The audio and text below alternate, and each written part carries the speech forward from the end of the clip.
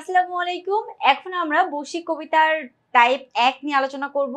বৈশ্বিক কবিতার টাইপ 1 এ আছি কবি পরিচিতি। আমরা সম্পূর্ণ ক্লাসটিতে কবি পরিচিতি নিয়ে কথা বলবো। তো চলো দেখা যাক আমাদের এই কবি থেকে কেমন ধরনের প্রশ্ন তোমাদের কমন আসতে পারে।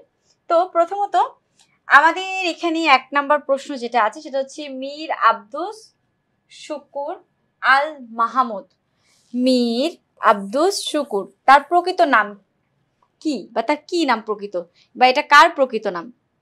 জহির রায়হানের, এছাড়া হচ্ছে ফররুক আহমেদের, আল মাহমুদের, গোলাম মোস্তফার।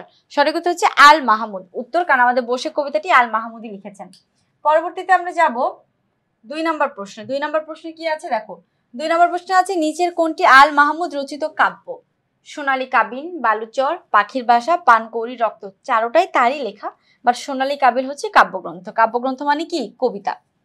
এরপর আমরা দেখব হচ্ছে 3, নিচের কোনটি আল মাহমুদ রচিত কাব্য? এখানেও জিজ্ঞেস করেছে কাব্য কি? লোকলোকান্তর, চোরাবালি, পানকৌড়ি, রক্ত, অর্কেস্ট্রা। তো সঠিক উত্তর কি হবে? লোকলোকান্তর হচ্ছে তার একটি কাব্যগ্রন্থ। বাকিগুলাও তার লেখা, কোনোটা উপন্যাস, কোনোটা গল্পগ্রন্থ, বা কোনোটা হচ্ছে তোমার নাটক, বা কোনোটা হচ্ছে অনুবাদ গ্রন্থ, কিন্তু লোকলোকান্তর হচ্ছে তার একটি কবিতা বা কবিতার বই। চলে যাব হচ্ছে আমরা পরবর্তী প্রশ্ন।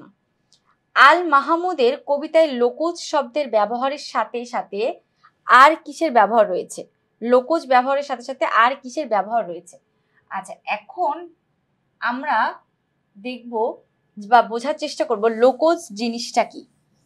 প্রশ্ন করেছে লোকজ শব্দের ব্যবহারের সাথে সাথে আর কি পাওয়া যায়। এখন আমরা জানি না লোকজ জিনিসটাই কি। যদি আমরা এটা না জানি তাহলে আমরা আনসার করবো কিভাবে?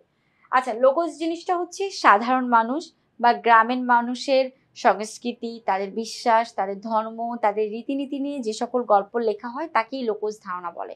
আমি আবারও বলছি, গ্রামের মানুষ বা সাধারণ মানুষকে নিয়ে যে বিশ্বাস, সংস্কৃতি, ধারণা আছে সেই সকল জিনিসকে নিয়ে লেখা যে গল্প উপন্যাস সেটা হচ্ছে লোকজ ধারণা।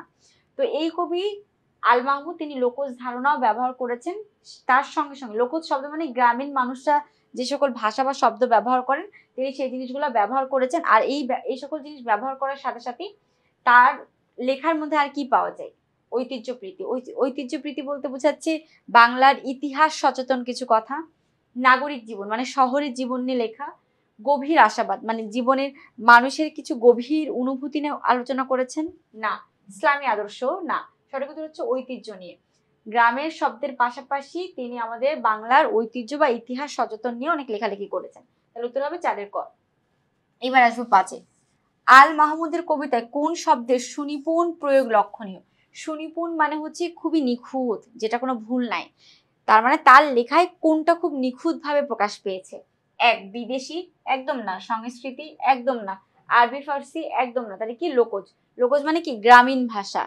যেমন কবিতাটার নাম কি? বৈশাখ, বাট এটার আসল অর্থ কি জানো? বৈশাখ মাস। আমাদের যে বাংলার 12 মাস আছে সেই 12 মাসের প্রথম মাসটা বৈশাখ।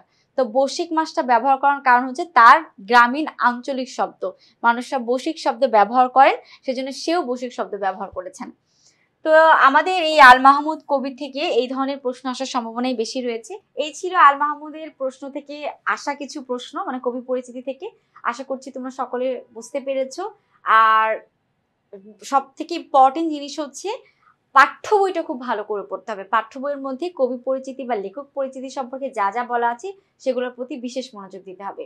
তো এই ছিল এখনকার মতো আমাদের টাইপ 1 এ। পরবর্তী টাইপটি খুব দ্রুতই হাজির হব। আসসালামু আলাইকুম।